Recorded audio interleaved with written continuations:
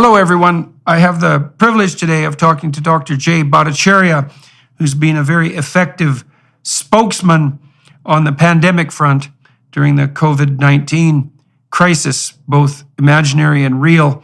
Dr. Bhattacharya has fought in the public domain to bring accurate information about the pandemic and the potential negative consequences of lockdowns and other COVID-19 interventions to widespread public attention.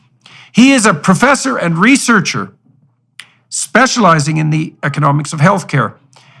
Bhattacharya received all 4 of his degrees, an MA, an MD, and a PhD in economics from Stanford University.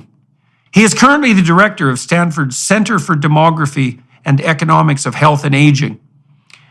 Bhattacharya came under severe fire during the COVID-19 pandemic, believing, as he did, and publicly communicating that fact, that mask mandates and forced lockdowns were a detriment, instead advocating for the development of herd immunity. He argued to allow the healthy and low-risk individuals, the majority of people, to continue on with everyday life and work while providing protection for those most at risk. Only recently, it was revealed through the Twitter files that, among others, Dr. Bhattacharya was being purposefully silenced on mainstream media platforms. Hello, Dr. Bhattacharya. I'm looking very much forward to this conversation today. We met recently at Stanford conference on academic freedom, and that was the first time we'd met in public. I'd been following what you'd been doing for a long time, but it was good to see you there, and it's good to have this opportunity to talk through what's happened over the last 3 years, especially, I would say, in light of the recent Cochrane review, for example, that indicated there's no evidence whatsoever that masks were effective in preventing or even delaying the transmission of COVID-19. And I've watched the usual apologists try to wend their way around that review, but the Cochrane reviews are pretty damn reliable, and they're conservative too in their claims and are known for that, right? I mean, the Cochrane reviews aren't going to come out and say that masks don't work if the people who wrote the reviews aren't pretty damn convinced that masks don't work. And so the fact that that's the case and that there was evidence about that beforehand, because in the epidemic planning that predated the outbreak of COVID-19, there weren't credible people, as far as I could tell, that really thought that masks worked even back then. So anyways, the tide seems to be turning on the COVID narrative front, and that's not in not a small measure attributable to you. So why don't we go into that? Sure. Well, it's a great honor to talk with you, Jordan. It was really a delight to meet you at the conference. I've obviously been following you for a very long time. Admire your courage. It's interesting because the science on COVID, on the lockdowns, on the mitigation measures, on a whole host of topics, if the public was listening, they would hear this idea that there was this univocal sort of univocal conclusion that you had to do lockdowns, you had to wear masks, you had to socially distance, you had to put plastic barriers up, you had to close schools, you had to do all of these things, that the vaccines would stop transmission of the disease, that therefore was warranted to force people to lose their jobs over them. All of these ideas were sold as if there was a scientific consensus in favor of them. That was a lie. There was never a scientific consensus on almost any of the topics. And as you say on masks, in fact, the pre-existing narrative, the pre-existing idea among most scientists before the pandemic was quite the opposite direction.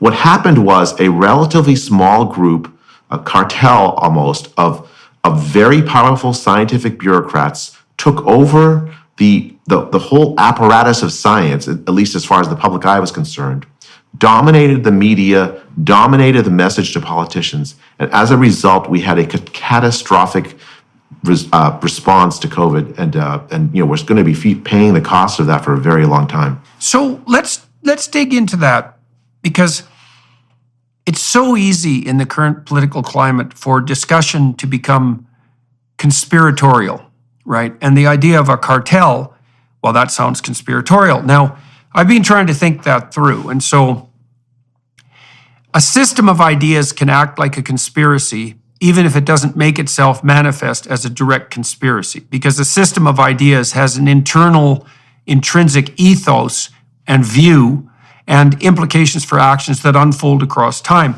If you read the Gulag Archipelago, for example, Solzhenitsyn does a masterful job of indicating how the consequences, the brutal tyrannical actions of Lenin and Stalin were necessary concomitants to or necessary outcomes of the axioms that were embedded in the communist worldview. They weren't deviations from some properly utopian norm. They were exactly what you'd expect if you put those principles into operation. And I see similar things going on around us now. Let's say on the politically correct front, I don't really believe there's a conspiracy of politically correct people who are meeting in secret to direct the world, although if there was, the WEF would probably qualify. But I do think that systems of ideas can act as conspiratorial agents. Now, in this case, it's more complex, though. So there's a cartel who's pushing forward this narrative. And the question is, well, or a system of ideas that's generating it. And the question is, well, to what end? That's one question. And the other question is, who benefits? Now, and then the further question is, why would the media, for example, fall into lockstep, shoulder-to-shoulder cooperation with those who benefit? Now, we know perfectly well that the biggest punitive civil lawsuits ever levied in the United States were levied successfully against pharmaceutical companies. And the left has every reason to be entirely skeptical about pharmaceutical companies, like they have been for the last 5 decades. But all of a sudden, we saw this massive spin around where everything the pharmaceutical companies said was taken as gospel. And it's very hard to suppress the suspicions that something like massive lobbying and very narrow profit seeking were driving this. What's your sense of the underlying motivation? So I completely agree with you that this, what I described as a small cartel, was operating in the context of a very complex environment. And in that environment, many people took advantage of the opportunities provided to them by the set of events that unfolded. But let me defend the characterization of this as at least initiated. I personally blame public health. Public health authorities, the top public health authorities in the world and the top public health authorities in the United States and elsewhere, for the set of events that transpired in response. And let's name some names on that front. Yeah, so like in the United States, a primary architect of the lockdown strategy was Tony Fauci. Now, let me just describe why I think this wasn't. It's not a conspiracy in a sense that, you know, there's this like small group that has nefarious ideas. If you look at the decades before the pandemic happened, there was a concerted effort in the United States and elsewhere to prepare for the next pandemic. That preparation involved putting into actuality a whole range of powers that previously we would have said were not consistent with liberal democracy. Powers to close you into your home, to close your business, to close your schools. Powers to basically force you to test and isolate if you're found positive. A whole range of almost, dictatorial powers that would have been previously unimaginable. And the idea was that we are biohazards to each other. And the whole goal is, if we can keep each other apart during a time of severe infectious disease threat, it will actually save lives. Mm-hmm. That was the premise of this, and that there was coming a new respiratory virus pandemic threat. Now that was certain to be true. Mm-hmm. We've had respiratory virus pandemics time after time, decade after decade. In the 20th century, we had respiratory virus pandemics. 1918, of course, now is the most famous, but we had them in 1957, 1968, 1976. You could just keep going on and on. Most recently, maybe 2009 and the swine flu pandemic. So there was this infrastructure set up and this sort of ideology among the top scientific bureaucrats in this country and elsewhere that because a respiratory virus pandemic was coming, we needed better tools than we previously had to address it. And for them, the better tools meant essentially the dictatorial powers, the authoritarian powers that constitute a lockdown. And now when COVID arrived, and we can talk about what exactly how it arrived, but let's just take that as a given that it arrived. That entire infrastructure sort of powered into existence, and part of that infrastructure involves making sure that the people take the measures that are being proposed seriously, that the threat seriously. And the way they did that is by spreading panic and fear about the disease. In that environment, what happened was that a small group of people at the head, like let's just name names, Tony Fauci, he donned on himself the mantle of science itself, right? We're all looking for a guru. He took the name of science in vain. He actually did. I mean, he talks about it as if it's some sort of religious system. So he took, and what he did is he designed a set of policies, an ethos that said, if you do these things, then I will rescue you from the threat that is going all around you, that's in the air everywhere, where even your children are a biohazard to you, a threat to you. Yeah. And in that, so when that set of events unfolds, right, you have someone who essentially takes over what truth is in the minds of everybody. Then all these other actors can come in and start to say, you mentioned the pharmaceutical companies. They jumped in. I don't think they were in a nefarious plot. I think that they jumped in legitimately saying, okay, let's help figure out how to address this threat. Yeah. Now then they took advantage of the power they had in very abusive ways, but that's a later development rather than the driving force, I think. And so how do you understand the practicalities of the relationship between the top public health bureaucrats and the pharmaceutical companies? Because there's obviously moral hazard there. One of the things that struck me as really beyond comprehension in some fundamental sense is that the Biden White House, for example, is essentially is acting as a shill for Pfizer constantly. The Biden White House tweets out around Christmas, for example, this became particularly egregious. These constant reminders that if you loved your children, you'd go have them both vaccinated and boosted. And by that time, it was absolutely clear to me, and I'd be more than happy to be corrected on this front, that the evidence that vaccinating children was a good idea was not only lacking, it was the best evidence was counter evidence, is that children were basically at zero risk for serious consequences, serious side effects from COVID. And the vaccines, in all likelihood, posed a greater threat to them than did the virus. And so I couldn't understand at all why the White House would be supporting the marketing efforts of the pharmaceutical companies. Now, there are tens of billions of dollars at stake here, and there is a revolving door. And people who are listening and watching, is my understanding is that there's something of a revolving door in Washington between powerful companies and the regulators who regulate them.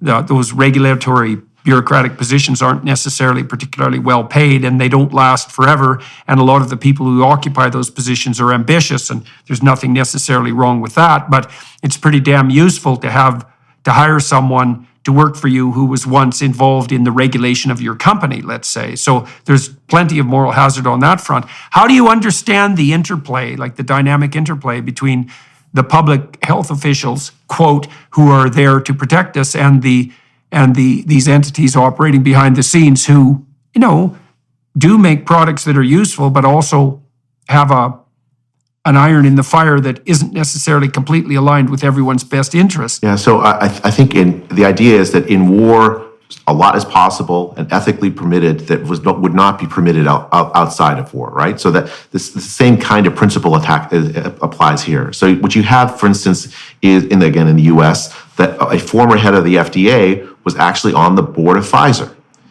He then is on national TV all the time, essentially pushing a line that benefited Pfizer and the sale of its products. Sometimes and often, in fact, without disclosing the fact that he has this conflict. So they're definitely, but that's long-standing, right? You understand that those kinds of conflicts exist, and you're absolutely right. Like the regulatory agencies, there is this like sort of people work for the regulatory agencies and then they go work for the drug companies and come back, right? That's like the FDA. That's a major problem the FDA in the U.S. faces. So now that's completely understandable. What has to happen is top policymakers, understand that dynamic and act against it. Instead, what happened was that the top policymakers said, to themselves, certainly they acted this way, that kind of dynamic actually helps the public. Because what they're doing is putting forward a product that's going to rescue us from the pandemic. You have a product, this vaccine, and so it's okay. I mean, it's implicit, at least that's my interpretation of how people acted. Because otherwise you would have had top policymakers and top public health officials decrying these conflicts of interest, this sort of revolving door, as you say. Well, the problem is that in the face of an unspecified threat, it's easy to make the argument that the end justifies the means. And you can understand how we would fall into that, especially given, and this is something else that's very interesting to contemplate, the exaggeration of the severity of the threat. Now, I've been thinking about this biologically. I did a lot of work on the extended immune system, the behavioral immune system. And so we have an immune system that operates within us to protect us from disease, but we have a behavioral immune system too. And both disgust and fear are part of that behavioral immune system. And what I mean by that is, well, we tend to be disgusted by such things as, let's say, rotting food.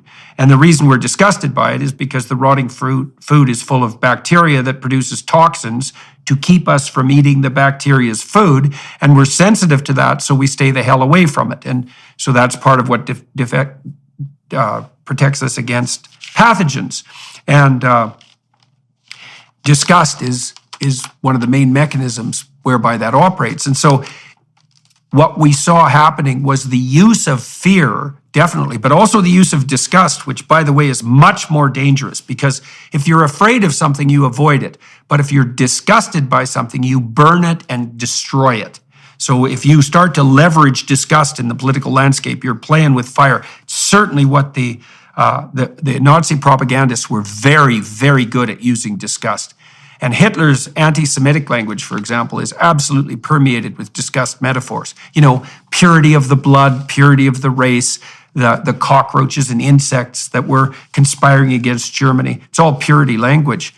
And so I kind of think that what happened from a biological perspective might be construed as an overreaction of the behavioral immune system, right? So, if you get COVID, you can have a cytokine storm, which is an immune system overreaction, and that can kill you, not the virus, but the immune response. And in this situation, what happened was we faced an uncertain threat, and then we had, as you pointed out, a pre-prepared response to it that turned out to be far worse on virtually every front than the threat that it was purported to reduce.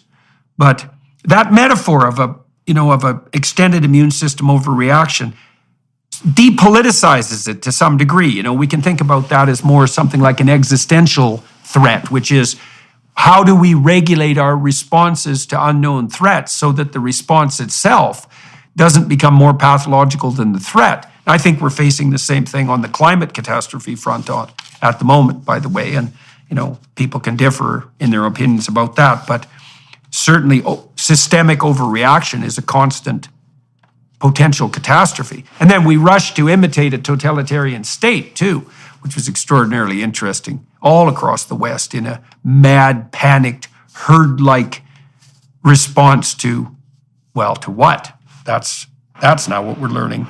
Yeah. I mean, I completely agree. I think it's actually quite insightful to point to disgust as a central driving factor in this pandemic, right? So, for instance, if anyone were to get COVID, the first thing you'd ask is, who gave it to you? Yeah, right. As if it's some sort of sin. It's like it's treated not as a disease to be managed and a person who gets it to be cared for. Instead, it's a sin that you've committed. And as a result, and once you have it, everyone around you needs to be so far away from you that there's no chance of the contagion spreading to them. I mean, now it is true there are diseases that are quite deadly, and you want to have quarantining. I mean, those are legitimate tools. But deployed at a society-wide level for extended periods of time essentially destroys the underpinnings of civil society. When we are in community with each other, we implicitly accept that there's some risk of your spreading some diseases to me. That's just normal part of how civilization works. It's a deal we've made with each other.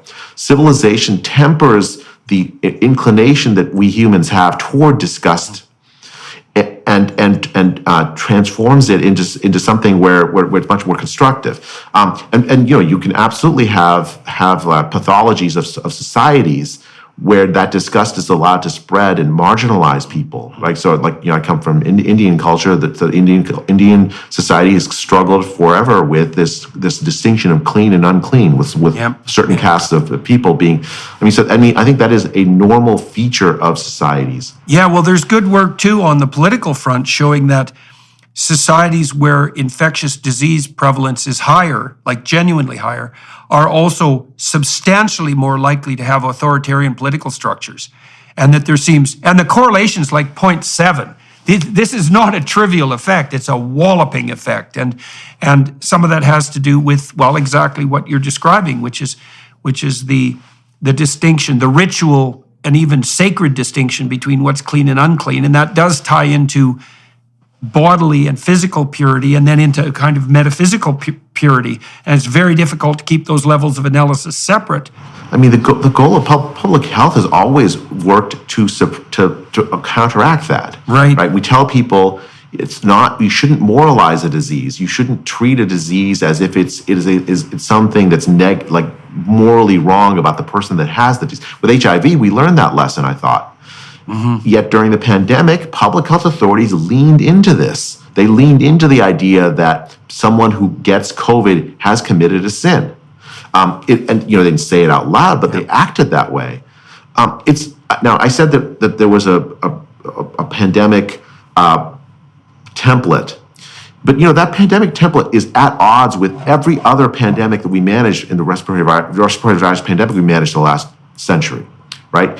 In that whole of the last century, what we did is we identified who was most at risk, developed therapeutics, vaccines, and other methods to try to protect those people as best we could while the pandemic was spreading, but minimized the fear in society at large, minimized the disruption to society at large, and the reasoning was so compelling. The idea is that if you disrupt society at large, you will do more harm to people than you would save them from the whatever marginal risk from the respiratory virus pandemic that's spreading. Right. Yeah. Well, that's a basically conservative, so to speak, a classic conservative concern, right? Which is twofold. One is to stress the law of unintended consequences. This is something I really learned as a social scientist, and as a biological scientist for that matter. Don't be so sure that your stupid intervention will only do what you think it will do, only the good things. Don't even be sure that it won't be positively counterproductive. Be certain that it will produce unintended consequences, because it will. One of the most famous studies, for example, ever done on the prevention of antisocial behavior among kids, this was the Somerville study done back in the 1930s, one of the first large-scale public health interventions on the psychological front. They grouped kids who were prone to conduct disorder and then criminal behavior, let's say later in their life, randomly into a treatment group and a control group. And they hit the treatment group with every positive psychological and sociological intervention you could manage. Literacy training, parent training, communication training for the kids. They paired them with mentors, and they took the kids out of the inner cities and out to camp, summer camp, for 2 weeks every year while the program ran. And when they released the results, it showed very clearly that the kids in the treatment group, who had been the subject of all this positive attention, which, by the way, the kids loved, the parents loved, the teachers loved, the implementers loved, they did worse on virtually every measure. And the conclusion was that it was a really bad idea to take antisocial kids out of their environment for 2 weeks in the summer and group them together, because they were basically camps for criminals. And that was such a powerful effect that it overwhelmed all the other interventions. Somerville study, very, very famous cautionary tale. And Joan McCord, who was one of the authors of that study, and one of the first female PhDs in criminology, basically spent the rest of her life traveling around to academic conferences telling people, do not assume your idiot intervention is going to work. Build in careful outcome analysis to any social program that has a behavioral change mandate, and have some humility in the face of the complexity of the problem you're trying to solve. And certainly, well, we just let all that go by the wayside in this. Now, you said that we had a different strategy in place for pandemics in the past, and that this new strategy emerged. Emerged where and why did it dominate? I think in the West, it emerged out of the war on terror. If you can go back to the anthrax threat from, I think it was 2001 or 2, and people reacted to that by saying we need a way to deal with biosecurity threats, a new way to deal with biosecurity threats that's much more serious, that takes the threat more seriously. There's a whole series of war games and sort of planning exercises around biosecurity threats. That's not normally what you think of as how you deal with respiratory virus pandemics, right? You would normally deal with them the old way, which was focused protection of vulnerable people, development of therapeutics, making sure that people don't panic, right? So society can go on as best it can. I think so when the pandemic hit in 2020 in the U.S. and in the world, what happened was that the World Health Organization organized in the early days of the pandemic a junket, if you will, to China. The Chinese authorities in January 2020 had declared finally a pandemic, had locked down their this major city, Wuhan, and the World Health Organization sent a junket that included, a deputy of Tony Fauci, prominent officials within, public health officials of the World Health Organization. They came back from that junket saying that what China had done had worked. Yeah. These authoritarian measures that China had taken, shutting people into their apartment and locking the door, essentially had worked. The disease was gone. Yeah. Lots of dim-witted Western intellectuals go to communist countries and conclude that it works. Yeah, we do have a long history of that, don't we? We certainly do. We certainly do. And anybody dim enough to go to China under the control of the CCP and assume that their top-down authoritarian policies are working really needs to think long and hard about how they view the long arc of history, let's say. I mean, your default presumption when dealing with the CCP is 100% of everything you see is a lie until proven otherwise. I mean, there's an email from Cliff Lane, who's a deputy of Tony Fauci. He comes back from this World Health Organization junket to China, and in the email he writes that we have what China did worked. In fact, we have a very difficult decision to make. It will take more than just the people in this room to make that decision. And he writes, what China did worked, albeit at great cost. Oh yeah, that pesky little, what would you say, consequence. But you mentioned this classic social science study. The expertise of social scientists was denigrated early in the pandemic.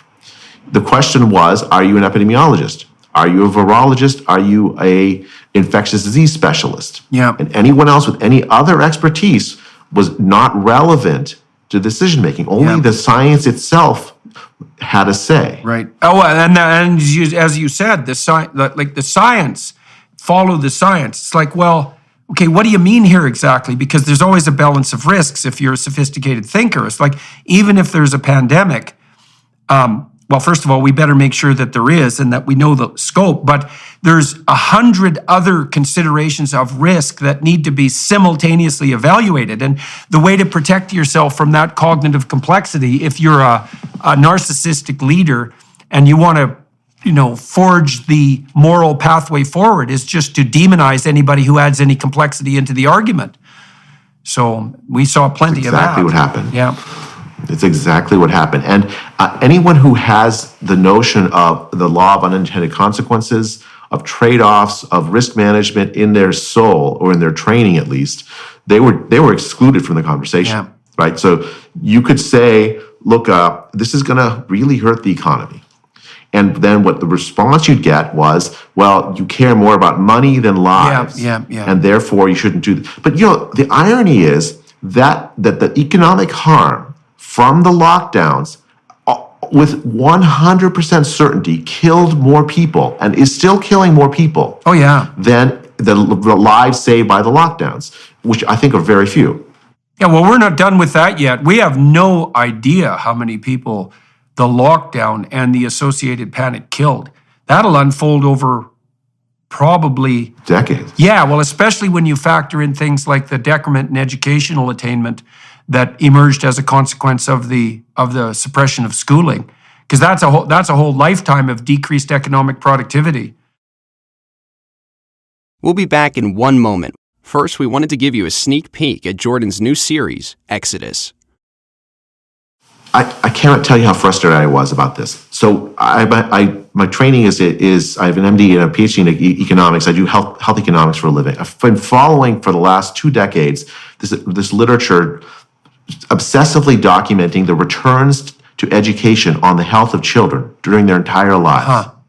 And it's pretty convincing. It's a great investment we make when we educate our children in terms of, they live longer, healthier, more fulfilling lives. And even like small interruptions to the education is what the literature documented, have long lifetime consequences. There's a guy named Dimitri Kostakis, who's an editor of JAMA Pediatrics, did this really interesting paper. We just extrapolated that existing social science literature and said, well, we closed schools for a short time in spring 2020. What consequences will that have on the lifespans of children? And he estimated that we had essentially robbed children in the United States of 5.5 million life years just from the short interruption. In spring of 2020. Well, schools closed on the basis of public health, this cartel of public health people all around the world. In Uganda, in India, the schools closed for 2 years. Many people don't have access to internet or electricity or whatever. That meant no school. And millions of kids. It also meant no social interactions. It meant way more time online. It meant way more time frustrated. Depression. One in 4 young adults seriously considered suicide in the U.S., and according to a CDC survey in June of 2020.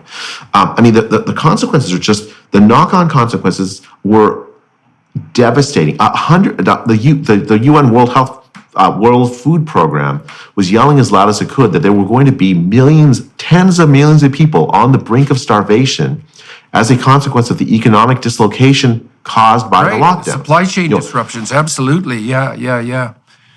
And the pointy end of the supply chain disruption is some guy who makes $5 a day or $10 a day of income selling coconuts to rich Mumbai, laptop class and that people, and then he loses his job. He now earns less than $2 a day of income. His family starves. So it was never lives versus money. Never. It was always lives versus lives. And if you talk to any competent social scientist, that's exactly what they would have told you in the early days of the pandemic. So when did you entirely predictable. When did you start to become concerned about the overreach of the pandemic mandates? And tell me that story, and how did that unfold? The day I heard about the lockdowns, I was absolutely floored. I couldn't believe that in medicine and public health we were recommending this approach that I knew with certainty was going to harm the lives of poor and vulnerable people literally everywhere in the world. I thought that we had made commitments to protect, almost these Rawlsian commitments to you structure public policy so that you don't harm the least the least capable among us to suffer from that. Right. That An extension of the Hippocratic Oath, right?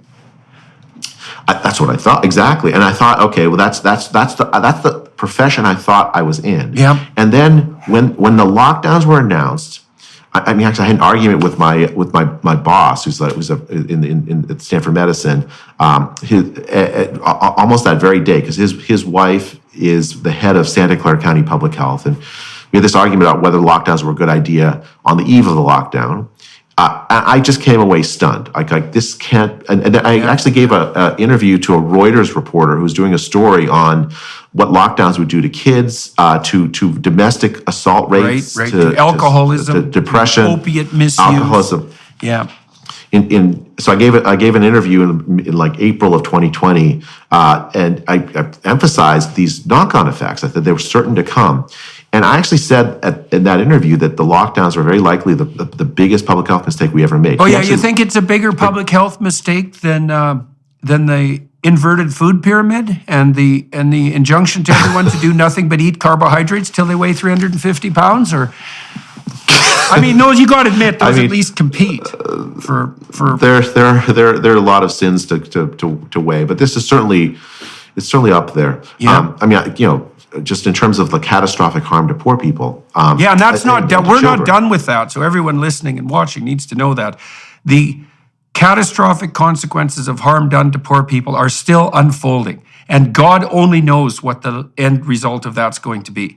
Because food is more expensive than it should have been, and energy is more expensive than it should have been. And there are multiple reasons for that, but the bloody supply chain disruptions were one of them. And we really toyed with bringing our supply chains to the brink of bloody disaster. It's still hard to buy a car in North America. And, it's really difficult to screw something up like that because we're pretty damn good at making cars and distributing them. And to see that there are shortages on all fronts for rich people, you just imagine what the shortages are like for poor people.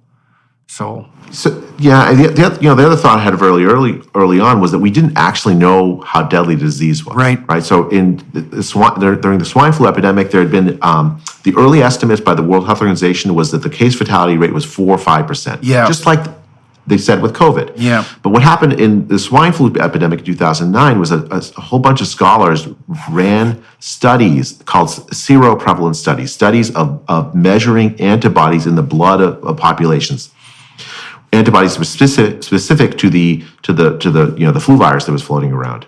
And what they found was there were 100 times more infections or more than cases.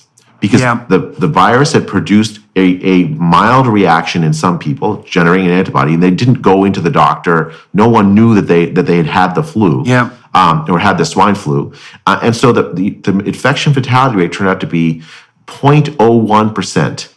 If for swine flu. Right. Okay, so that had already been established as a scientific precedent. What do you think the case fatality rate was for COVID? So I ran a study in April of 2020, a seroprevalence study in Santa Clara County, California, now we didn't include nursing homes, where the really high case infection fatality rate actually is. But if you include in the community, it turned out to be about 0.2%, 99.8% survival. Okay. And we ran another separate study in LA County the week after and found almost the same identical infection fatality rate. And how does that compare to a standard flu? Well, that's funny. You ask that because I don't know. I looked at the people say that the flu has a 0.1% infection fatality rate. But I don't know that's true. It's not backed by careful seroprevalence studies. So, for instance, the swine flu, which was thought to be particularly deadly, turned out to be 0.01%. Right. 1 order of magnitude. So I do think that there's more deadly than the flu. There's no question in my mind, in fact, about that. And that was no question in my mind from the very moment I heard about this. This was something to take seriously. Absolutely.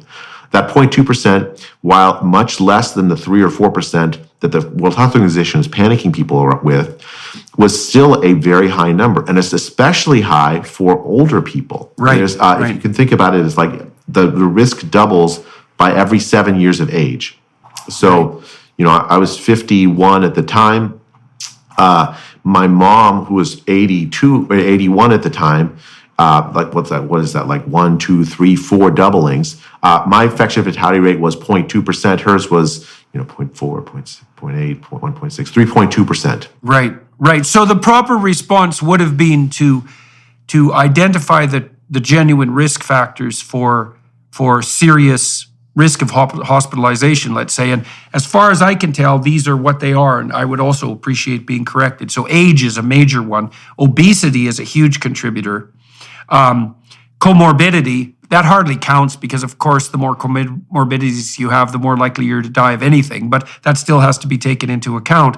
And then I've also concluded that the evidence for increased severity among people who have vitamin D deficiencies also seems to be quite robust. And so what we should have done was note this is particularly dangerous to obese, old people who already have multiple illnesses and who are additionally suffering from vitamin D deficiencies. And they probably had, well, who knows what their case fatality rate was, but they were the ones that were particularly at risk. Whereas for anybody under 40 who was fundamentally healthy and reasonably well nourished, it was clearly not worse than the typical run-of-the-mill flu. Does that seem about right?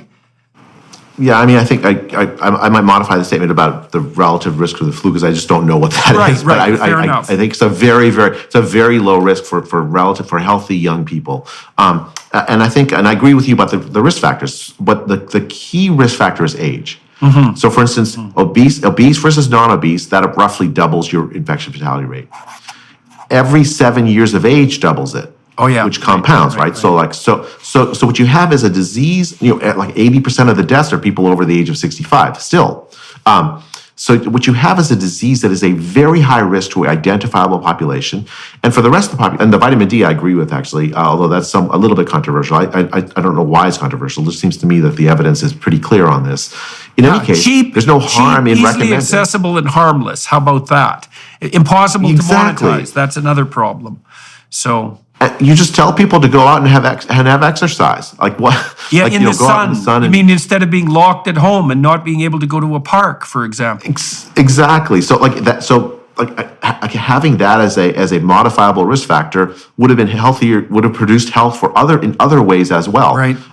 So instead, we in public health adopted this mantra that we were all equally vulnerable. Yeah.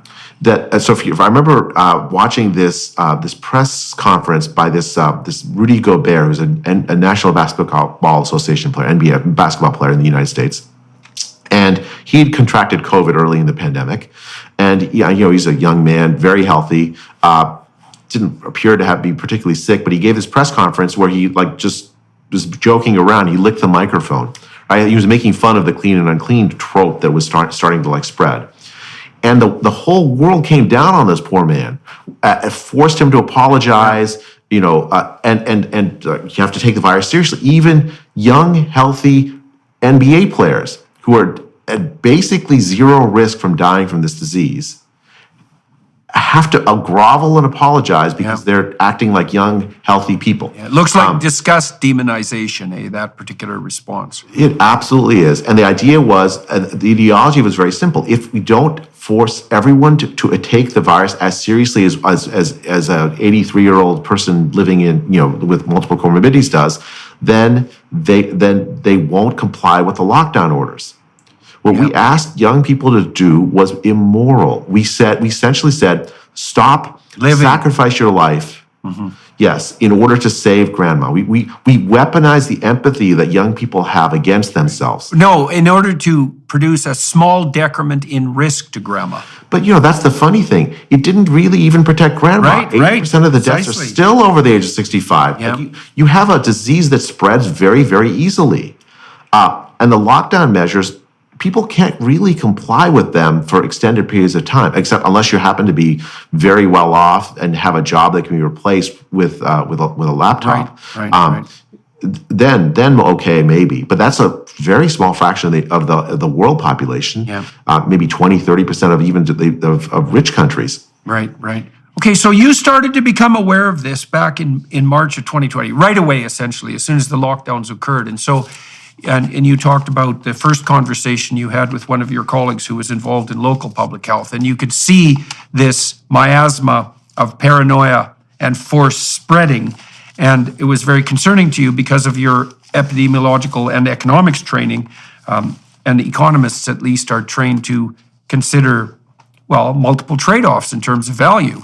If they're good economists, obviously. They seem to be more reliable public policy formulators, by and large, I would say, than biologists, who take a much more unidimensional view of the world, and epidemiologists as well, who specialize in a given illness. So then, as this marched forward, what did you find yourself doing? Well, there was a lot of, I published these studies, or wrote these studies on seroprevalence, published them, and there was a tremendous blowback. My colleagues didn't want to believe the result. They thought it was a much more deadly disease than we were finding with our scientific studies. And actually, where we met was the Stanford Academic Freedom Conference. I told a little bit about the story about how Stanford treated me, which is, I think, abysmally. Yeah, well, let's delve into that a little bit, because that's par for the course at modern universities as well at the moment. So what happened? You published these studies. Now, we should point out to everyone who's watching and listening that Jay is not exactly your fringe researcher, right? Stanford's a major university. He has a PhD in economics and an MD. He's a very, very well-respected researcher, and certainly not someone who's prone to grinding political axes. And that's generally the case for epidemiologists and real scientists, is they're not politically minded. They're trying to, as much as it's possible, to follow the trail of the data. And I certainly believe that you're in that category. So you published these papers showing what was good news, essentially. This isn't as deadly as we thought. And you produced a counter-immune response from your colleagues. And so what did that consist of? I got accused of not knowing how to divide, essentially not knowing how to divide, doing the math wrong, that there was still a possibility that every single positive result we found on these antibody tests were all false positives. And then I started getting hit pieces against me, against my wife, against my colleagues. It was very stressful. And Stanford reacted to those hit pieces in the press by giving them credence even when they knew for a fact they were false. So, for instance, there was an allegation that the head of an airline company had given $5,000 to me, and somehow I changed the result of the study. But it was ridiculous. The $5,000 went to Stanford in a gift account we used to offset study expenses. We ran this study in 2 weeks or 3 weeks. We organized it and ran it. It was, it was really quite a feat. Right. And we ran it for very inexpensively. I would never alter the result of a study based on what funders say. It's ridiculous. Well, what benefit would that be to you anyways? Like, if you're going to accuse someone of a crime, you should at least have a motive in mind. And if $5,000 is a pretty cheap price for your soul, by the way, Jay, and then like, what's in it for you exactly? What was the accusation? You were falsifying the data for what reason? Yeah, so Stanford, rather than just dismissing the allegations out of hand, they conducted. Well, first they started to call it an investigation, but then they realized they couldn't call it an investigation because it was so ridiculous. They called it a fact-finding mission. Oh, one of those. Yeah. And then, I spent that summer just incredibly stressed. Yeah, I bet. Like I'd never felt anxiety before. I'd never written an op-ed before. I just was a scientist, Jordan. I published papers for a living in peer-reviewed journals. I was really happy with that life. Yeah. Hey, but join the club, man. Yeah, I know. I thought about you a lot actually in those days, Jordan. I had to make a decision. After Stanford cleared me, they'd sent this very strong signal. If I just went back to that old life, just quietly doing science, they would let me go. They would continue to be a good, good faculty member faculty member in good standing. Right. So despite the fact that you were innocent, you should shut the hell up and go back to invisibility, and then we'll let you. So what did the powers that be decide? That as long as you were compliant and quiet, like a good faculty member should be, then all the sins you didn't commit would be forgiven. Yes, exactly. Yeah, how lovely of them. That's so impressive. And it was so stressful, Jordan. I mean, like I said, I thought about you a lot in those days because I know what you went through. But I lost. I generally am very good at dealing with anxiety. Yeah. Never in my life have felt anxiety. I felt it in a deep way. I lost 30 pounds of weight. Yeah. At one point, I was losing weight so quickly I thought I was actually afraid for my life. I couldn't sleep. I didn't eat. I just obsessively worked trying to address the damage. And then at some point in summer of 2020, I decided that, what is my career for? It's not, if it's just to have another CV line or a stamp, it's just I've wasted my life. Yeah. And I would speak no matter what the consequences. And actually, then the anxiety went away. At that point, that decision I think was the right one. People have two big classes of fear, and they're archetypal. And one is fear of nature, and the other is fear of culture. Those are good ways of thinking about it. And you're afraid of nature because you could die. You could go insane. You could lose your mind. You could die. You could die while you're suffering. That's worth being afraid of. Second category, you'll get mobbed, excluded, and alienated, and then you'll die.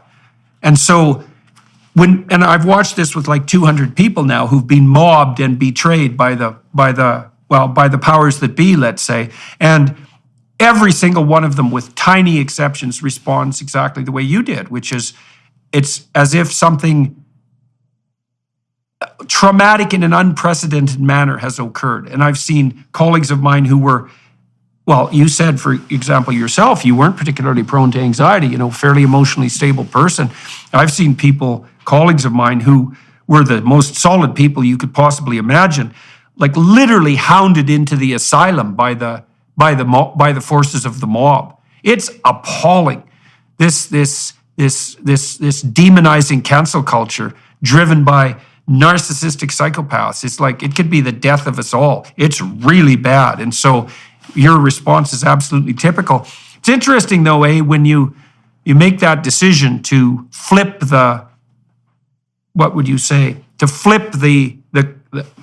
to invert the reality, to go on the offensive rather than to be defensive and guilty, then, that, especially if you are basing that on a genuine apprehension of your own innocence, that does change the playing landscape substantially.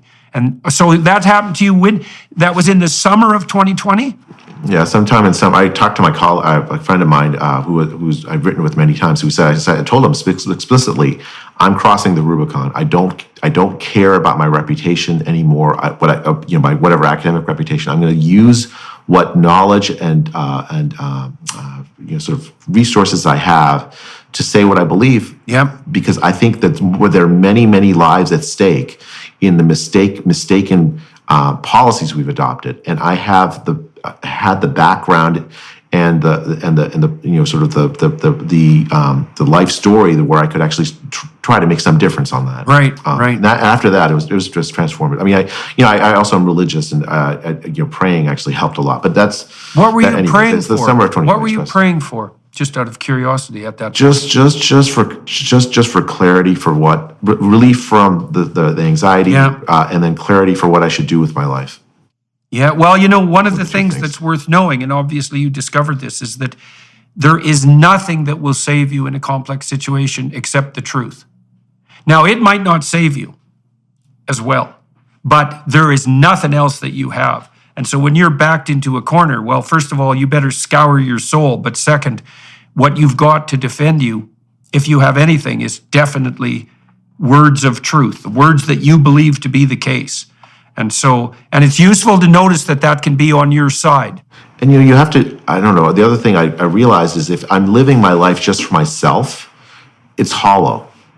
If the purpose of my work before, I mean, if you look back on my work, what I wrote when I applied for tenure was that I studied vulnerable populations, the health and well-being of vulnerable populations, and how government policies and economic realities affect the health and well-being.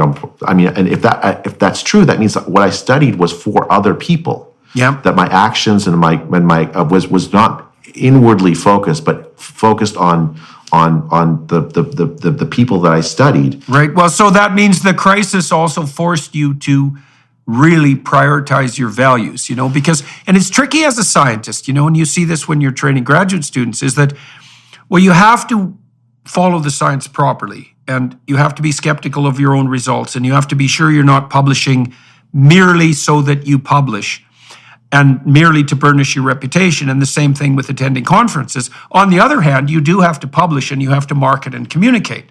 There is a career development element to every enterprise. Now, the question then becomes, well, what do you do when those are set at odds with one another?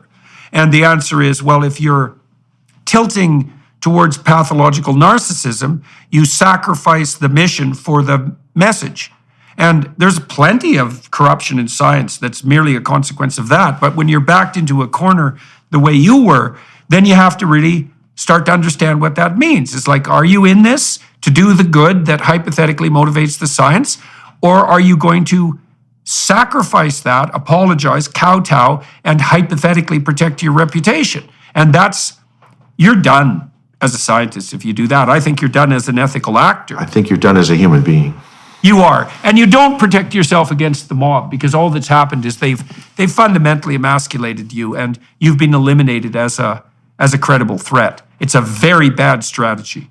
So it's a relief to hear that you were able to see your pathway forward in the summer. I'm sure that was utterly brutal. It's hard to communicate to people just exactly what it's like to be a respected scientific practitioner and then to have all of that inverted, and to see your colleagues fail to support you or participate in the inversion. It's quite the illuminating experience. Let's put it that way. Yeah. I mean, I guess I understood how excommunication worked. Right, exactly. That's what it felt like. You bet, because that's that betrayal and excommunication. That's exactly what it is. So then, okay, so you decided to. Yeah. That you were the devil take the hindmost, and that you were going to say what you needed, what you believed to be true. And so, what occurred then? So, fast forward a few months. There was some. My colleague Scott Atlas was advising the president of the United States, and so I actually got to meet with the president. But that never went anywhere. The American president at the time, President Trump, he was. I think his instincts were against the lockdowns, but he basically thought that if he let Tony Fauci not have the reins, that he would lose the election. And so that was quite frustrating. Fast forward a few months to October 2020, and a colleague of mine from Harvard, Martin Kulldorff, who's a fantastic biostatistician, he helped design the vaccine safety surveillance statistical systems that the FDA and the CDC use in the US with the statistical work, invited me and Sunetra Gupta, who's a great epidemiologist at Oxford University, to a small conference in Great Barrington, Massachusetts. Yep. We arrived basically just to compare notes. Like, we weren't thinking about issuing a statement or anything, but we realized that we'd arrived at the same place regarding the strategy of how to manage the pandemic. The summer had seen a decline in cases. There's some spread in like Arizona and the South and some countries, but the threat of March seemed to have subsided. But it was really clear from the data that the disease was coming back in the fall, that there was going to be spread of the disease again. And it was also clear to me as a social scientist looking at the pattern of political action that the lockdowns were also going to come back, because the fear was not gone, the disgust was not gone, all of that was still in place, all the infrastructure for the lockdowns were there. And so what we wrote this very short document, 1 page long, called the Great Barrington Declaration. We wrote it in very simple language because we wanted to reach regular people. is I thought to myself, and we thought to ourselves, that it was really regular people that needed to know that there wasn't a consensus in favor of the lockdown. Yeah. That people were being misled, that the idea that all scientists agreed that there was a consensus, that the science said, let's lock down, was not true. Yeah.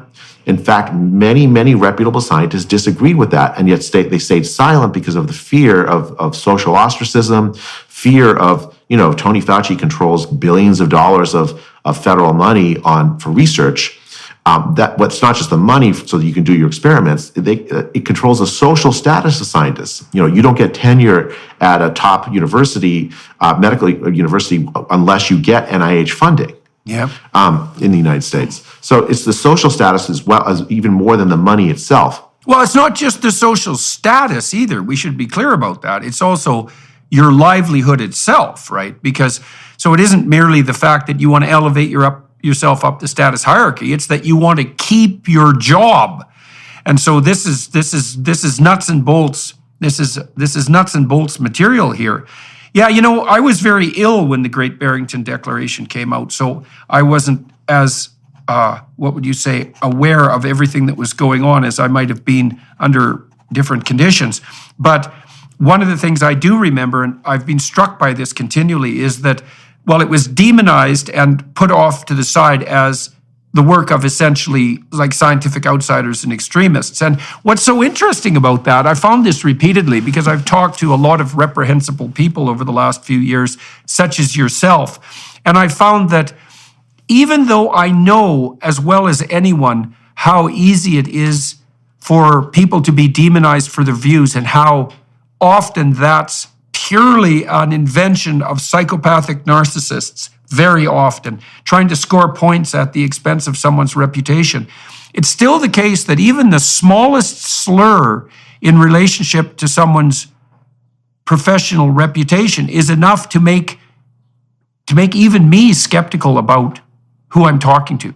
Because it's very hard to think, well, if there's enough smoke, there's probably some fire. Right? And that's actually a pretty intelligent rule of thumb decision because there's 7 billion people out there. You're not going to listen to all of them. And so one way you cut through the complexity of figuring out who to listen to is you don't listen to people whose reputations have been savaged. And you don't have time to sort that out like a legal trial, but what it does mean is that reputation savaging can be weaponized and there are people who are absolutely stellar at that. And the Great Barrington Declaration was definitely savage, ignored and savaged, both. And so it launched when? And this was in 2020. Yeah, October 4th, 2020. People that signed, like tens of thousands of doctors and epidemiologists signed it. Nobel Prize winners signed it. Almost 1 million people have signed it to date. It went viral very rapidly. Like we just put it on a web page and people just found it. And I started getting messages from people saying, thanking me for saying common sense, protect vulnerable people, lift the lockdowns. Those are the two ideas of the Great Barrington. It's the old pandemic plan. It's the least original thing I've ever written in my entire life. There's nothing new actually in it. And certainly nothing radical.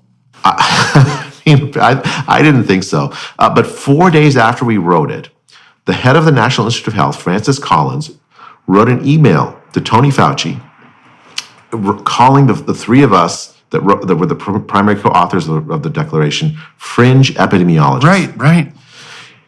And then he called for a devastating published takedown of the premises.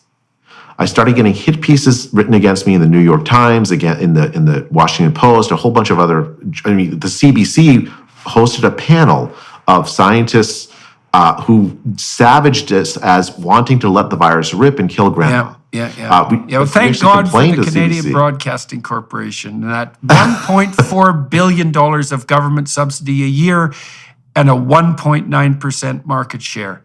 They're quite the stellar bunch, boy.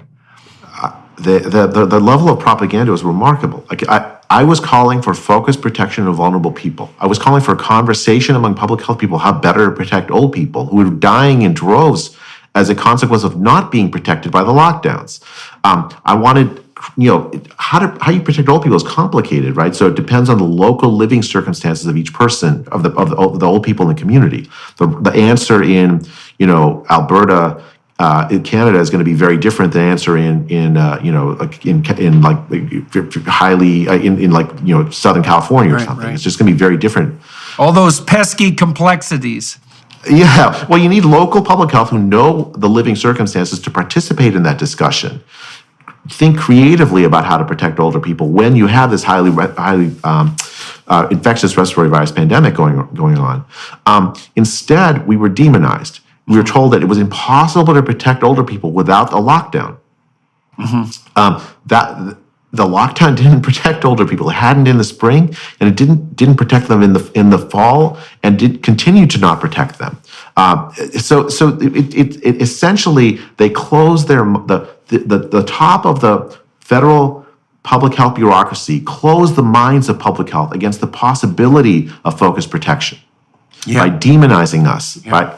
And the purpose of the demonization was so that they could tell the public that every reputable scientist, the consensus of scientists, agreed with their plan to lock down. Yeah, well, and I suppose the motivation for that was the ability to publicly trumpet the staggering effectiveness and decisiveness of their simple and potent plan to protect, right? And so for me, again, that's a kind of unbelievably narcissistic virtue signaling, is you want all the credit that would go along with actually dealing with the problem, while doing none of the effort whatsoever necessary to actually understand the problem and to implement the complex multidimensional solutions that would be demanded. Yeah, I mean, I remember seeing a podcast with you and your daughter, I think, during that time. I was quite moved actually by it, both by the devotion your daughter has to you and also the illness you were going through. So I don't think you have anything to I mean, that what you went through is tremendous. Anyway, so we wrote this, started getting. I mean, but the thing is, I was emotionally better prepared to deal with the blowback from that. Yeah. And it became this like this thing where it was clear that the purpose was to limit the reach of the declaration. Many people still have not heard of it. That probably should have heard of it. And that partly succeeded, but it didn't entirely succeed. The nucleus of this anti-lockdown movement was put in place. And then as time has gone on, what's happened is that anti-lockdown movement, as people have seen the reality, what the lockdowns really have meant. Well, lockdowns is not just you're forced quarantine in your home. Lockdown is the ideology that we must keep people apart from each other. The ideology that we have to treat each other as biohazards. And that the state has the right to impose that from the top down, right? Which is a major part of the ideology for everyone's good. One of the things I also knew, and I don't know how much you know about this, and maybe you know a lot about it, the Nazi eradication campaigns started out as public health initiatives. Like, the causal pathway is clear. And so that discussed demonization was part of that process. But it was all put forward initially under the guise of protecting the public and doing the best even for the suffering. So it was the Nazis were extremely good at leveraging a false compassion on the narcissistic front to produce unbelievably pathological outcomes. And that went along also with the implicit notion that, well, the state has the right to do whatever's necessary if public health is at risk. And it's whatever's necessary. It's like, really, whatever's necessary, eh? Yeah, well, maybe here's my new theory, my political theory, or part of it. If your response to an emergency makes you terrified and tyrannical, and one of the consequences of that is your claim that the emergency justifies the granting of all due power to you, you are not the right leader. And there's 3 levels of evidence. Number 1, you're frightened into paralysis by the emergency. So you're too small. Second, you're willing to extend the use of tyrannical power to justify response to your fear. That's also an indication that you're not just frightened, you're a frightened tyrant. And third, the claim that you're making that the situation is so dire that you and the people who think like you must be given all the power is a moral hazard of the first order. And so there's 3 identifying features so that everyone listening and watching can understand who not to trust in a leadership position. Is the emergency terrifies them, they become tyrants, and it's so convenient that they also get all the power. It's like, nope, those are not the leaders you want, not even if the emergency is real, let alone when it's manufactured, for the benefit of people who want all the power and all the unearned credit. Yeah, I mean, I agree with that. I think that the people who draw power to themselves, you absolutely need to be skeptical. At the very least, you want checks and balances. Yep. Right? So, imagine if we'd had an honest and open debate about pandemic policy, without this demonization, without this cancel culture kind of overlay, we would have won that debate, Jordan, because it was already clear in October 2020. First, that the lockdowns had done tremendous harm or continue to do tremendous harm to the poor, the vulnerable, to working class people. It was already clear that they'd failed to stop the disease from spreading. Yeah. What success was there? And then the third, it was already clear who the vulnerable people really were, the highest risk people. So at that point, if there'd been an open debate without this demonization, the authoritarians would have lost. The scientific consent, at the time when I wrote the declaration, I thought we actually were in the minority among scientists. Yeah. I'm not sure that's true, actually. Yeah, no, I suspect it's probably expertise. not. I suspect it's probably not true. But it's also almost impossible to overestimate the probability that people will be silenced by intimidation. And we should take this very seriously. Look, you said, and this is borne out by the experience of literally the hundreds of people I've talked to whom this has happened. You experienced the exclusion and mobbing as something akin to a life-threatening illness. Yeah, so it's no joke. It's no bloody wonder that people are afraid to speak out. And could it be the majority? It's yes, absolutely, it could be the majority, because it's a minority of power-mad narcissists who twist the narrative to their liking and to their advantage, and they're perfectly willing to take out anybody who stands in their way. And so it's certainly probable, I would think, that the more sensible scientists knew that something was amiss on the COVID lockdown front and were very hesitant to step forward and speak. And you can say, well, aren't they cowardly? It's yeah, maybe. Wait till you find yourself in that position and see how bloody brave you are. Because my experience has been that kind of bravery is vanishingly rare. Maybe 1% of people can manage it. And they often have additional resources that aren't available to everybody. Like me, to the degree that I was brave, I suppose, I at least wouldn't shut my mouth. I had 3 sources of income. Right, and I lost 2 of them, but I didn't lose the third one. And most people aren't in a position where they have established 3 independent sources of income. So I lost my professorship and I lost my clinical practice, but I didn't lose my business. And then I also had the support of my family, full support of my family and extended family, and of a very large network of friends. And so many, many people who are put in a corner some of them have none of those, what would you say, forces in their corner, on their side. I have tenure at Stanford. I wasn't sure that tenure would hold. Yeah. It was not clear to me. I had that one source of income, but Jordan, I just don't believe that my life should be lived simply for that tenure or the money. I think, and I lost a major source of support in many of my friends that I previously called friends that broke with me. Yeah. So I lost that, but I didn't lose my family. I didn't lose my faith.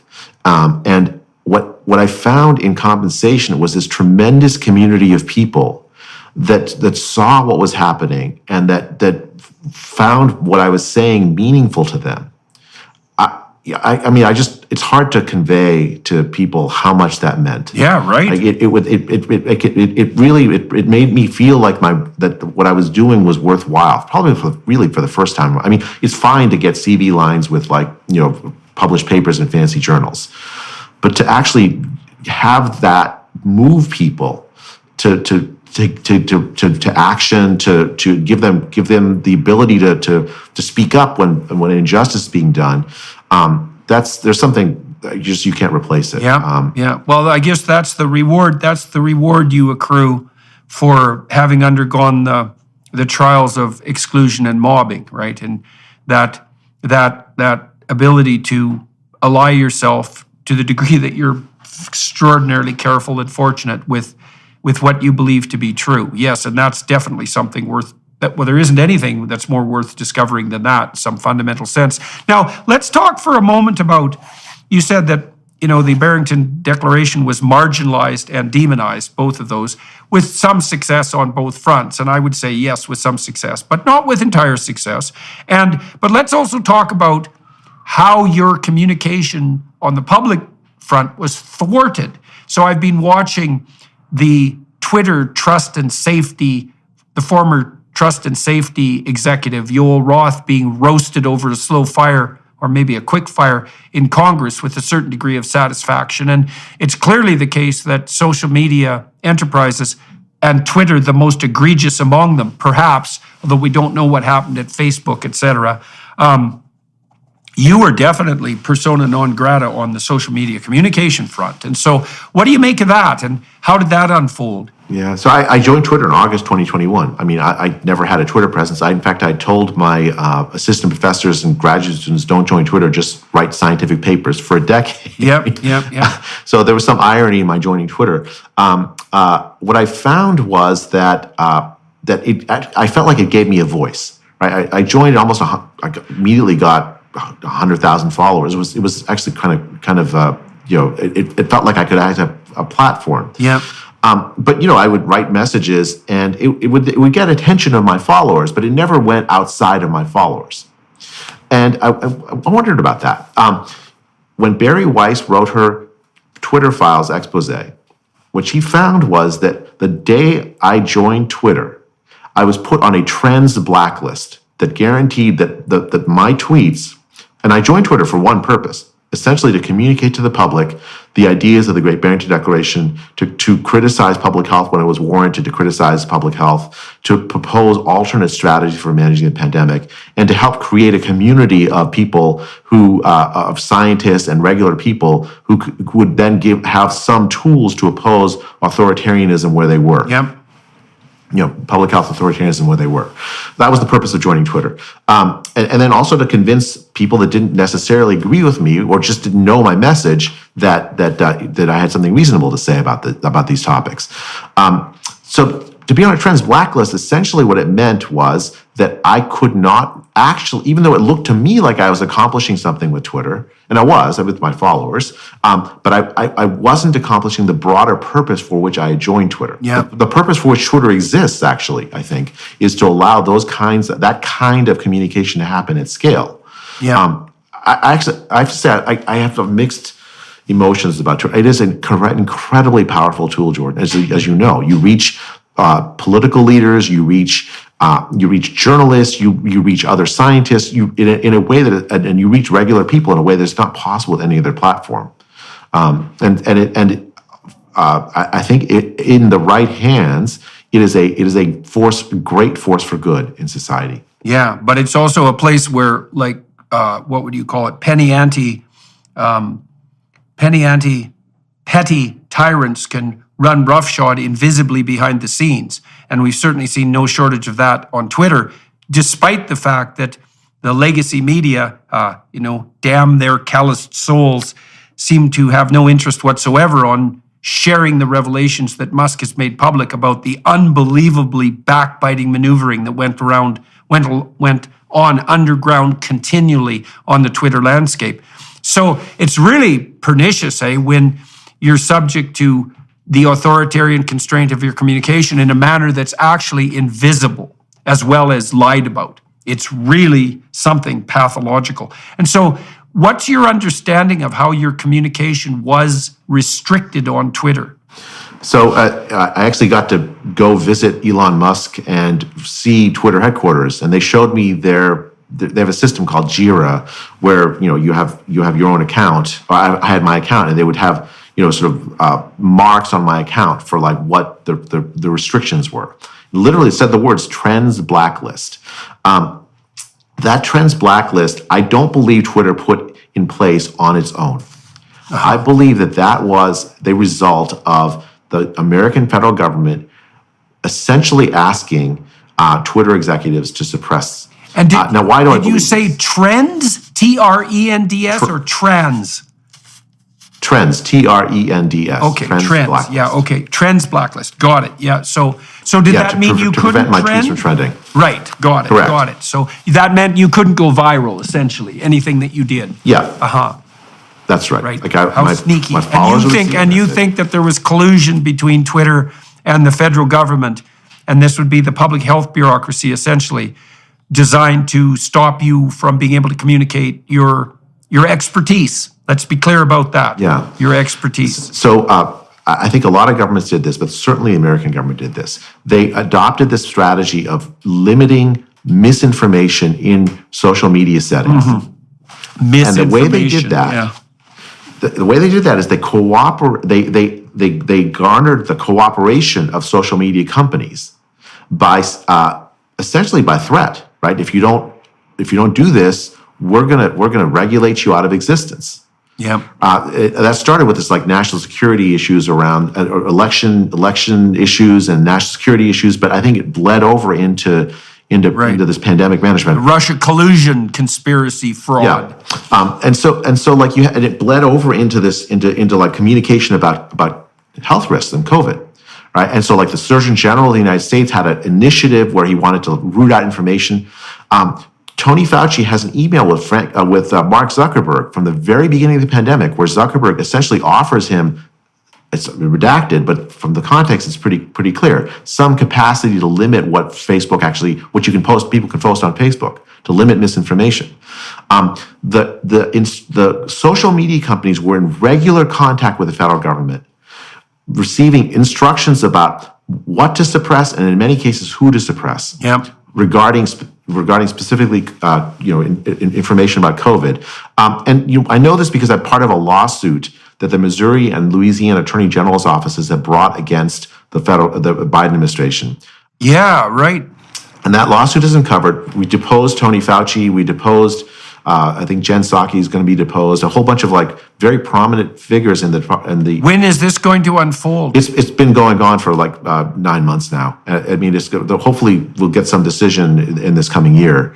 I'm actually quite hopeful about this because what we've uncovered Have they testified? Have Fauci and Psaki testified yet? Fauci has. I don't know yet if we had Psaki in yet, but like, there was the judges granted us the ability to depose 10 major figures inside the Biden administration, including the FBI agents and others. It's revealed a vast censorship enterprise. Yeah. Well, we should also define for everybody who's listening and watching what fascism means, technically. So fascist means to bind together. And the fascist ethos is something like unity of corporation, government, and media at the highest levels of function. And so the idea is essentially that a triumvirate acting as a unity at those high levels can be extraordinary.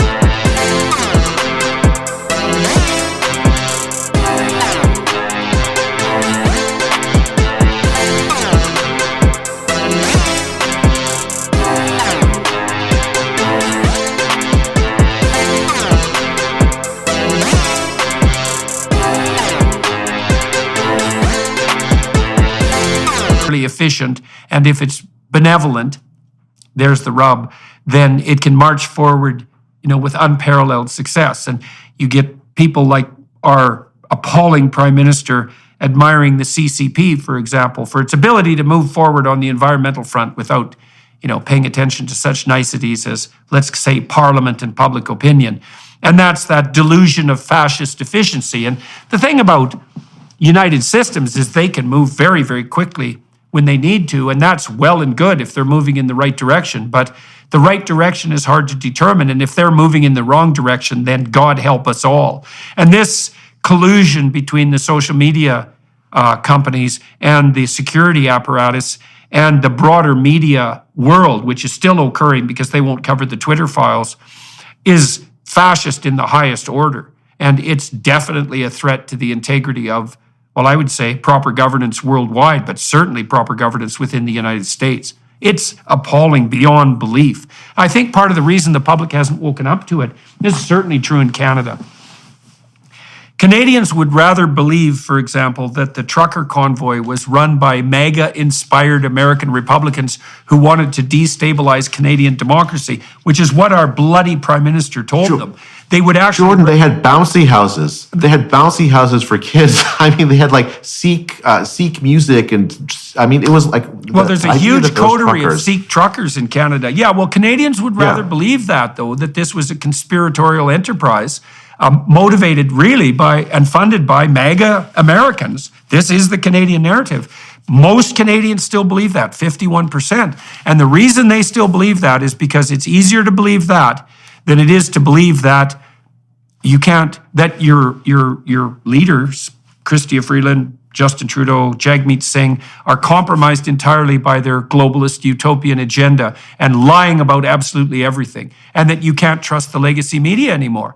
And Canadians they're not capable of swallowing that bitter pill. And I can understand why, in our country and in yours too, to a large degree, the fundamental institutions have been reasonably trustworthy for a long time.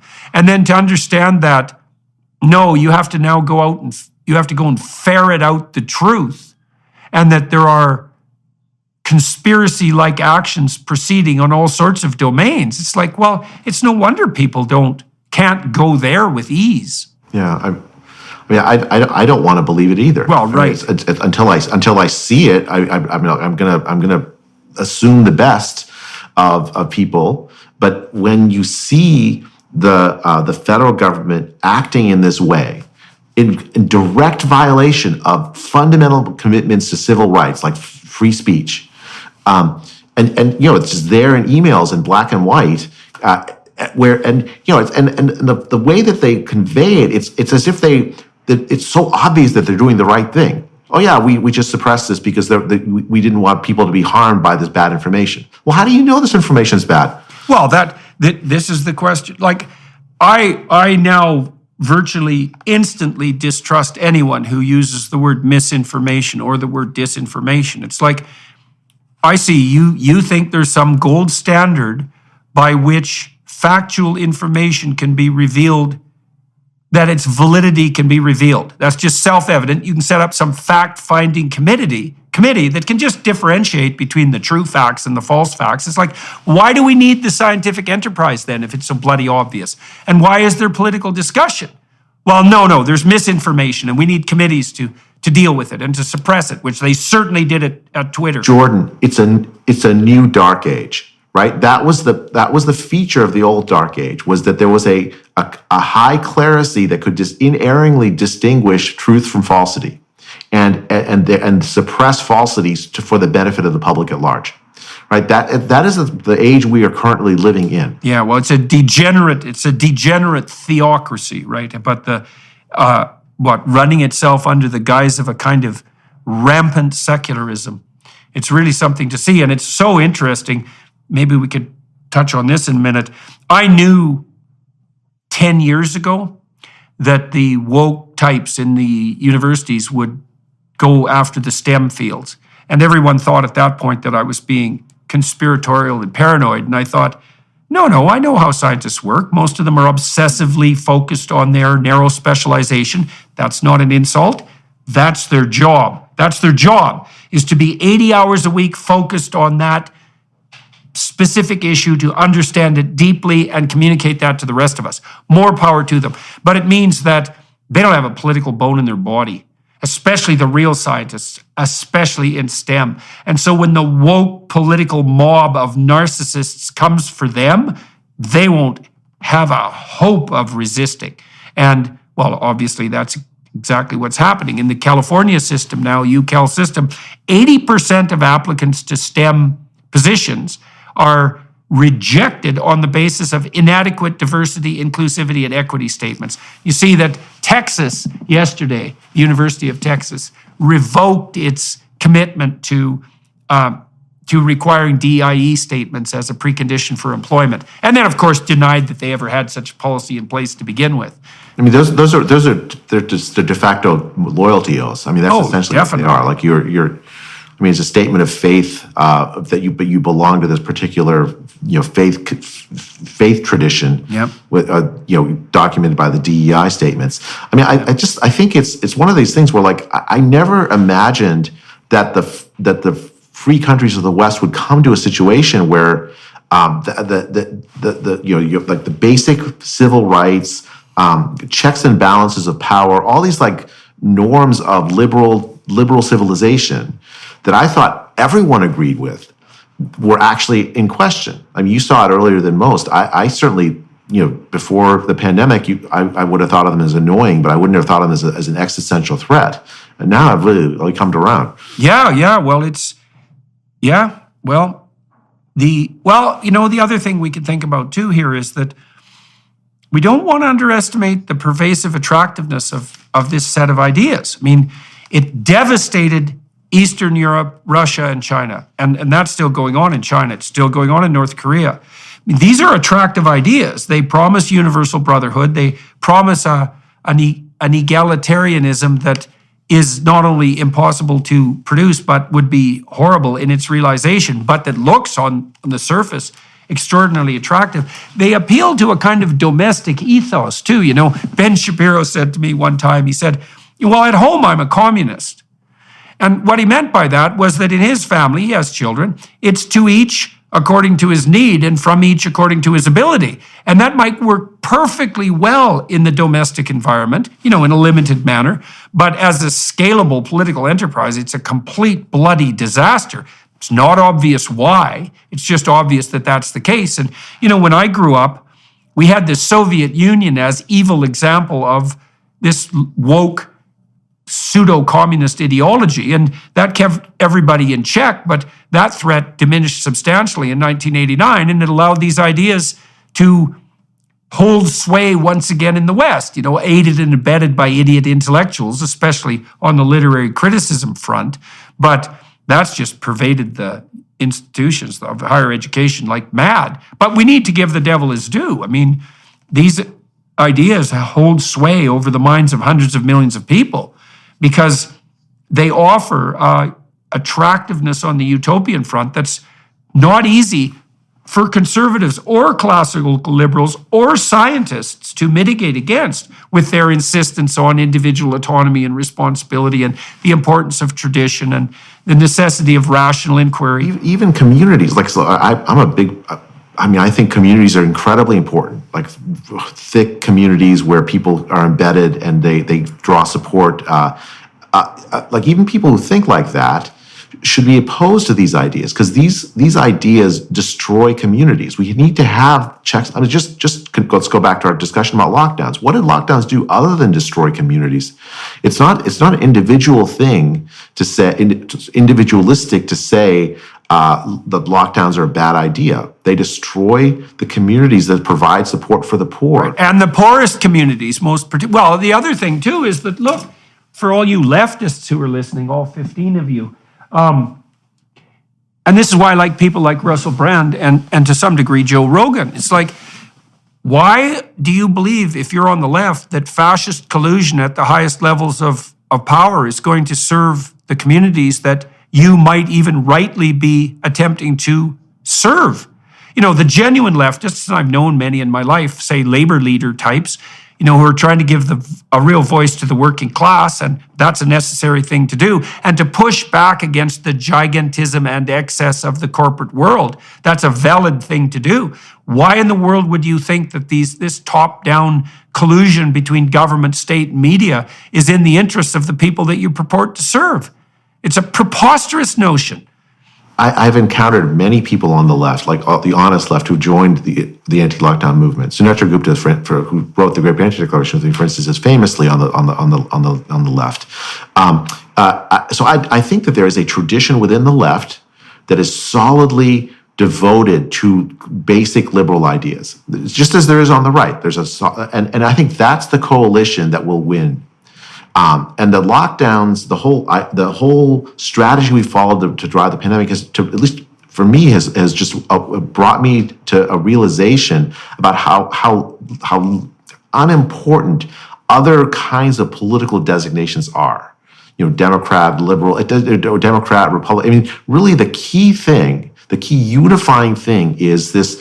This devotion, this commitment to checks and balances. A commitment to sort of enlightenment ideals, a commitment to religious tolerance, to freedom of speech, and freedom of speech and conscience probably foremost among those. And I think foremost because, as far as I can tell, all the other processes that keep systems of good governance in place are dependent. How could it be otherwise? On freedom of conscience, thought, and speech, because that's the mechanism by which complex problems are solved. And so if you give up that mechanism, that's the mechanism of thought itself. And I mean, what we're doing today, well, both of us are trying to update our views of the world to some degree, as well as to communicate with other people. But that's all part of the process of analysis, diagnosis, and repair of systems that have gone astray.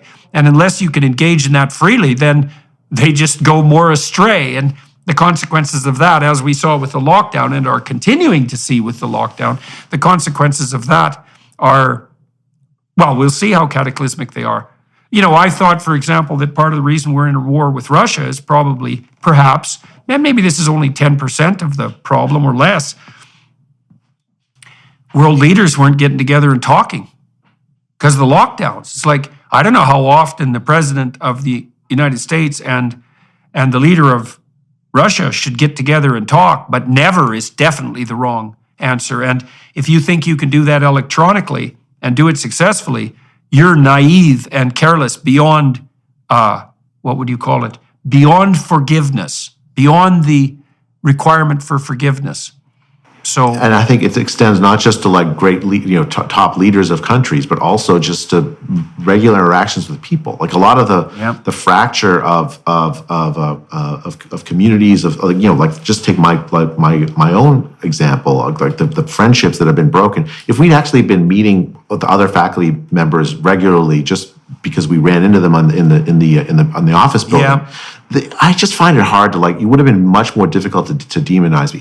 If Francis Collins or Tony Fauci had just called me and spoke and said, here's what we were thinking, here's why we're concerned, let's change it, could you change it to do this way? I mean, I might have gone along to try to figure out how to accommodate their concerns. Rather than demonizing me, we would have found a better way to manage. I mean, science works by those kinds of personal communications. It's, you write papers, but then you go talk to people. Those conferences are actually worthwhile because now you get to know really who they are, how they think. Yeah. It's a human endeavor. Yeah. Just as, and to have this ideology where you have to be a part, will replace everything just by Zoom, it just doesn't work. Yeah, well, the other thing that's lurking underneath all of this that we're going to have to contend with is that I think virtualization breeds mistrust. And so what I've noticed when I've conducted virtualized enterprises is that they go fine when everyone agrees, but they go very badly as soon as disagreement emerges. And I think it's because if I disagree with you, it's easy for that to produce a halo and for me to think, well, we disagree on everything. If we were getting together and having a coffee and bumping into each other in the hallway, we'd see that it's one minor disagreement in a host of agreements. But that requires personal contact. And so that's foregone in the virtual world. And then I also think that this is worse. and I don't know how dangerous a threat it is, but I think it's a paramount threat. I also think that virtualization enables psychopathy, because psychopaths are actually held at bay by the perils of face-to-face communication. And if they can operate behind the scenes, which they can certainly do online, there's an immense amount of online criminal activity and exploitation. I mean, the whole pornography industry is nothing but that. And then immense, like, swaths of criminals operating online, and then all the troll behavior as well. Like, we may be setting up a world in the virtual space where the psychopaths and the predators and the predatory parasites, because that's what a psychopath is, they can just run roughshod. I mean, there's a counterbalancing. So I know people that speak anonymously where they legitimately fear their job, and they wouldn't speak otherwise. So there's a temporary.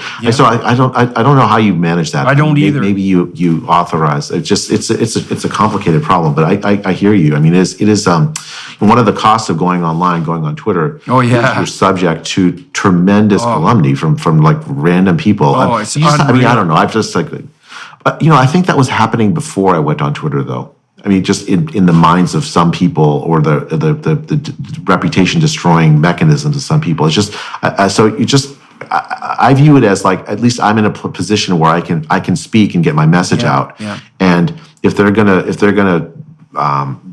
sort of attack me in these vile ways, I at the very least I can have my own say. Rather than staying silent. No. People say things on Twitter that would instantly get them punched in real life. And so, and they do it all the time. And there are people who do that just for entertainment. And I mean, the clinical literature on that is becoming extraordinarily clear. So the particularly pathological venom spewing trolls, a small percentage of the anonymous accounts are genuine whistleblowers. Most of them are Machiavellian, psychopathic, narcissistic sadists. And that's what the clinical literature shows. And they have full sway on Twitter and disproportionate effect, and that's warping the entire political landscape. Anyways, that's grounds for another conversation. We should actually wrap this up. I guess there's lots of other things we could talk about, but we covered a fair bit of territory today. And so it's a pleasure to get to sit down and talk with you at some length. We didn't manage that at Stanford, although we got to know each other at least a trifle there. So what's next? As far as you're concerned, what are you attempting to do right now? Maybe we can close with that. Sure. So the main thing is the public health authorities made tremendous mistakes. We can just see at least mistakes during the pandemic.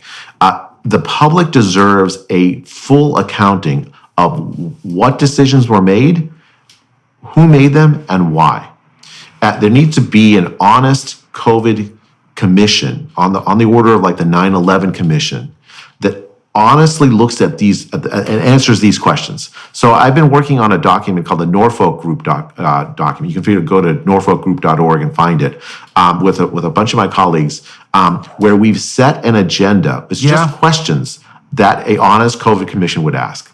And so I want to help set that agenda. Well, maybe we should do a podcast with like 2 or 3 members of that group. When you guys are far enough along to feel that would be useful, why don't we do that? And you could suggest to me who these people should be. Okay, let's do that. And so any sense about when that might be? So the document is actually done. We've been working on it for the last 8 months. And now I want to spend time educating willing legislators and others who are going to be conducting these inquiries. Okay.